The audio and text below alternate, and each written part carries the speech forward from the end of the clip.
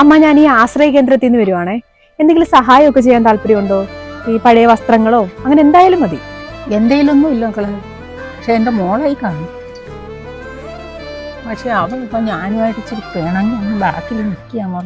മോള് ചെന്ന് അവളെ ഒന്ന് വിളി, അവള് സഹായിക്കും. ഇവിടെ ആരെയും കാണുന്നില്ലല്ലേ അമ്മ? ഞാൻ പറഞ്ഞില്ലേ, ഭയങ്കര വാശിക്ക് വരിക. ഇനിയിപ്പോൾ ഞാൻ തന്നെ വിളിക്കാം. എമ്മേ, മതി നീ പിണങ്ങിയിരുന്നത്, കയറി വാ. ഇപ്പം വരും. അമ്മ, ഞാൻ അമ്മയടുത്ത് പറഞ്ഞിട്ടില്ല ഇങ്ങോട്ടൊന്നും വരരുതെന്ന്. ഇങ്ങോട്ട് വന്നേ. അമ്മയ്ക്ക് എന്താ പറ്റിയത്?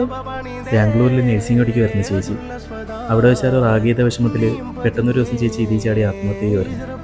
അന്ന് മുതൽ അമ്മ ഇങ്ങനെ